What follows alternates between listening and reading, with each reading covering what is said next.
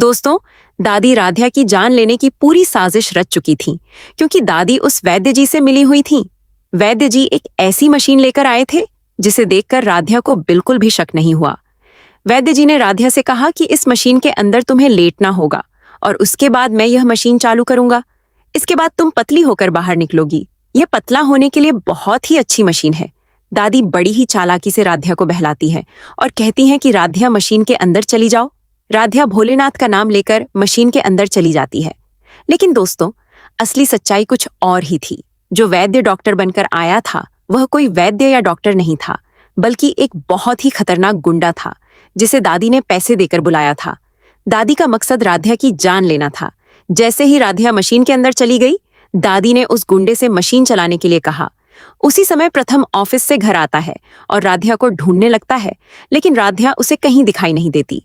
तभी उसे पता चलता है कि दादी राध्या को पतला करने के लिए एक वैद्य के पास लेकर गई है। मित्तल परिवार का एक नौकर प्रथम को पूरी बात बताता है। यह सुनते ही प्रथम सीधे उस जगह की तरफ दौड़ पड़ता है। वहां पहुंचकर वह देखता है कि दादी और वह वैद्य आपस में इशारे कर रहे हैं। प्रथम को तुरंत समझ आ जाता है कि यहाँ कुछ बहुत बड़ा गड़बड़ है। वह मशीन बेहद खतरनाक थी। एक बार उसका दरवाजा बंद हो जाने के बाद उसके अंदर जहरीली गैस निकलती थी और मशीन के अंदर मौजूद इंसान की जान चली जाती थी। उसके बाद मशीन का दरवाजा अपने आप खुल जाता था। प्रथम पूरी ताकत से दौड़ते हुए दादी का नाम लेकर चिल्लाता है और कहता है कि रुक जाइए, लेकिन दादी रुकने का नाम ही नहीं लेती। दादी उस नकली वैद्य से कहती हैं कि मशीन थोड़ी तेज कर दो ताकि जल्द से जल्द राध्या के प्राण निकल जाएं। प्रथम के वहां पहुंचने से पहले ही राध्या मशीन के अंदर फंस चुकी थी। तभी पूरा परिवार भी वहां पहुंच जाता है। राजनी जी और ओंकार जी जब दादी की यह करतूत अपनी आंखों से देखते हैं तो सभी के होश उड़ जाते हैं। किसी को भी विश्वास नहीं होता कि दादी राध्या की जान लेने की कोशिश कर सकती है। राजनी जी दादी को बहुत डांटती हैं, लेकिन गुस्से में दादी राजनी जी को छांटा मार देती हैं। यह देखकर ओंकार जी का गुस्सा 7वें आसमान पर पहुंच जाता है। वह दादी को जोर से डांटते हुए कहते हैं कि माँ, मैंने आपसे पहले ही कहा था कि राध्या बहुत अच्छी है, लेकिन आपने मेरी एक बात नहीं सुनी। आप बार बार उसे परेशान करती रहीं और आज आपने उसकी जान लेने की कोशिश तक कर दी। तभी प्रथम गुस्से में उस नकली वैद्य का कॉलर पकड़ लेता है और उससे कहता है कि मशीन बंद करो। लेकिन वह गुंडा जोर जोर से हंसने लगता है और कहता है कि यह मशीन अब बंद नहीं होगी। तुम कितनी भी कोशिश कर लो, इसे बंद नहीं कर पाओगे। यह मशीन तभी बंद होगी जब इसके अंदर कोई आदमी चला जाएगा। एक बार कोई आदमी इसके अंदर चला गया तो वह सीधे मौत के घाट उतर जाएगा और तभी यह मशीन बंद होगी। यह सुनते ही पूरा परिवार घबरा जाता है। सबकी नजर मशीन के अंदर फंसी राध्या पर चली जाती है। प्रथम गुस्से में मशीन को खोलने की पूरी कोशिश करता है। वह मशीन का दरवाजा खोलने के लिए अपनी पूरी ताकत लगा देता है, लेकिन मशीन का दरवाजा नहीं खुलता। अब राध्या की जान खतरे में थी और प्रथम के पास उसे बचाने के लिए बहुत कम समय बचा था। मित्तल परिवार के सामने सबसे बड़ा सवाल यही था कि राध्या को आखिर कैसे बचाया जाए। प्रथम पूरी ताकत से मशीन का दरवाजा खोलने की कोशिश कर रहा था, लेकिन दरवाजा खुलने का नाम ही नहीं ले रहा था। तभी प्रथम की नजर मशीन के पीछे लगे एक छोटे से स्विच पर पड़ती है। वह तुरंत उस तरफ जाता है और पूरी ताकत से स्विच को बंद कर देता है। मशीन के अंदर निकल रही जहरीली गैस धीरे धीरे बंद हो जाती है और कुछ ही पल बाद मशीन का दरवाजा अपने आप खुल जाता है। प्रथम बिना एक पल गंवाए मशीन का दरवाजा खोलकर राध्या को बाहर निकालता है। राध्या बिल्कुल बेहोश होती है। उसके शरीर में कोई हरकत नहीं हो रही थी। यह देखकर राजनी जी की आंखों से आंसू निकलने लगते हैं। ओंकार जी भी घबरा जाते हैं और तुरंत डॉक्टर को बुलाने के लिए कहते हैं। प्रथम राध्या को अपनी गोद में उठाकर बाहर लेकर आता है और बार बार उसका नाम लेकर कहता है, राध्या आंखें खोलो, मैं तुम्हारे सामने हूं, तुम मुझे छोड़कर नहीं जा सकती। लेकिन राध्या की आंखें नहीं खुलती। तभी डॉक्टर वहां पहुंचते हैं और राध्या की जांच शुरू करते हैं। डॉक्टर राध्या की हालत देखकर गंभीर हो जाते हैं। वह कहते हैं कि राध्या ने जहरीली गैस की वजह से बहुत ज्यादा असर झेला है। हमें तुरंत उसे अस्पताल लेकर जाना होगा।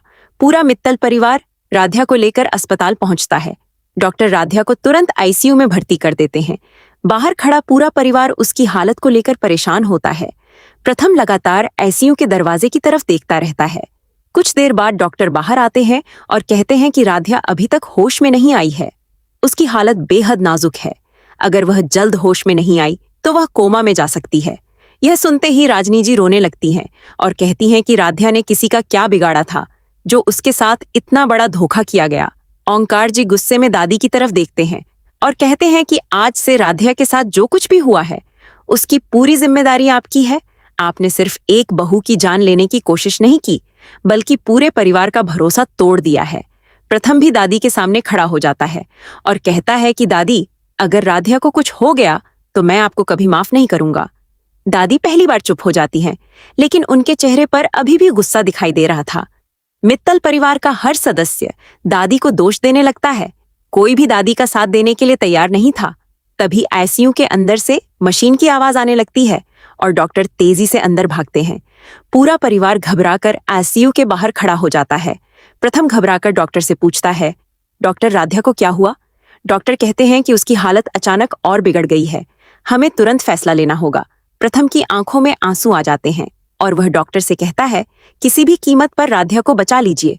डॉक्टर कहते हैं कि हम पूरी कोशिश करेंगे, लेकिन अगर राध्या ने जल्द प्रतिक्रिया नहीं दी तो हमें उसे कोमा में रखने का फैसला लेना पड़ सकता है, ताकि उसके शरीर को आराम मिल सके। यह सुनते ही पूरा परिवार सन्न रह जाता है। प्रथम आईसीयू के शीशे के पास खड़ा होकर राध्या को देखता रहता है और धीरे से कहता है, राध्या, तुम मेरी आवाज सुन रही हो तो बस एक बार अपनी आंखें खोल दो। लेकिन राध्या बिल्कुल शांत पड़ी रहती है। उधर दादी को देखकर परिवार का गुस्सा और बढ़ जाता है। राजनी जी दादी से कहती हैं कि अगर राध्या को कुछ हुआ तो इस परिवार में आपका कोई साथ नहीं देगा। दादी कुछ नहीं बोलती, लेकिन तभी वह नकली वैद्य भी पुलिस के डर से वहां से भागने की कोशिश करता है। मित्तल परिवार का एक नौकर उसे भागते हुए देख लेता है और तुरंत प्रथम को बता देता है।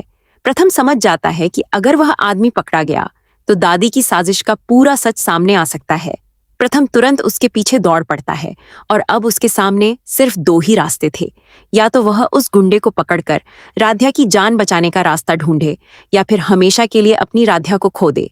और तभी अस्पताल के अंदर डॉक्टर एक ऐसा फैसला लेने वाले थे जिससे राध्या की जिंदगी पूरी तरह बदलने वाली थी। डॉक्टर काफी देर तक राध्या का इलाज करते हैं, लेकिन राध्या को होश नहीं आता। कुछ समय बाद डॉक्टर आईसीयू से बाहर आते हैं और उनका चेहरा देखकर ही पूरा मित्तल परिवार समझ जाता है कि राध्या की हालत ठीक नहीं है।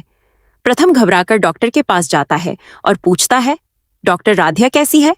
डॉक्टर गंभीर आवाज में कहते हैं कि राध्या की हालत बहुत ज्यादा खराब है। उसके शरीर पर उस मशीन में मौजूद जहरीली गैस का बहुत गहरा असर हुआ है। अभी तक उसे होश नहीं आया है और उसकी हालत लगातार नाजुक बनी हुई है। हम पूरी कोशिश कर रहे हैं, लेकिन अगले कुछ घंटे उसके लिए बहुत महत्वपूर्ण हैं। यह सुनकर प्रथम की आंखों में आंसू आ जाते हैं। वह तुरंत दादी की तरफ देखता है और गुस्से में उनके पास जाकर कहता है, दादी, आपने जो किया है उसे मैं कभी माफ नहीं करूंगा। राध्या ने आपका क्या बिगाड़ा था जो आपने उसकी जान लेने की कोशिश की? दादी कुछ बोलने की कोशिश करती हैं, लेकिन प्रथम उन्हें रोक देता है और कहता है, अब आप मेरी बात ध्यान से सुन लीजिए। अगर आइंदा आपने मेरी पत्नी राध्या के आसपास भी झलक दिखाई तो मैं आपको जेल करवा दूंगा। मैं यह बिल्कुल बर्दाश्त नहीं करूंगा कि आप दोबारा राध्या को किसी भी तरह का नुकसान पहुंचाने की कोशिश करें। ओंकार जी भी प्रथम का साथ देते हुए दादी से कहते हैं कि आज आपने पूरे परिवार का भरोसा तोड़ दिया है। राध्या के साथ जो हुआ है उसका जवाब आपको देना ही पड़ेगा। राजनी जी रोते हुए कहती हैं कि हमने कभी नहीं सोचा था कि परिवार के अंदर ही कोई राध्या की जान का दुश्मन बन जाएगा। प्रथम फिर आईसीयू के शीशे के पास जाकर राध्या को देखने लगता है। वह हाथ जोड़कर भगवान से कहता है कि हे भोलेनाथ, मेरी राध्या को बचा लीजिए, उसकी जगह मेरी जान ले लीजिए, लेकिन उसे कुछ मत होने दीजिए। तभी डॉक्टर दोबारा बाहर आते हैं और कहते हैं कि राध्या अभी भी होश में नहीं आई है। अगर उसकी हालत में सुधार नहीं हुआ तो हमें उसे कोमा में रखने का फैसला लेना पड़ सकता है, ताकि उसके शरीर को आराम मिल सके और उसका इलाज किया जा सके। यह सुनकर पूरा परिवार एक बार फिर घबरा जाता है। प्रथम डॉक्टर से कहता है कि आप जो भी करना पड़े कीजिए, लेकिन मेरी राध्या को बचा लीजिए। उधर पुलिस भी उस नकली वैद्य की तलाश में जुट जाती है जिसने दादी के कहने पर यह पूरी साजिश रची थी। अब उस आदमी के पकड़े जाने के बाद दादी का पूरा सच सबके सामने आने वाला था, लेकिन तभी अस्पताल के आईसीयू से अचानक एक ऐसी आवाज आती है जिसे सुनकर प्रथम के पैरों तले जमीन खिसक जाती है और डॉक्टर तेजी से अंदर की तरफ दौड़ पड़ते हैं। आखिर राध्या की हालत अचानक और क्यों बिगड़ गई थी, और क्या वह इस मुश्किल घड़ी में अपनी आंखें खोल पाएगी? यह जानने के लिए कहानी का अगला भाग जरूर देखिए। दोस्तों, अगर आप जानना चाहते हैं कि राध्या होश में आएगी या हमेशा के लिए कोमा में चली जाएगी, तो कहानी का अगला भाग देखने के लिए हमारे चैनल को अभी सब्सक्राइब जरूर करें।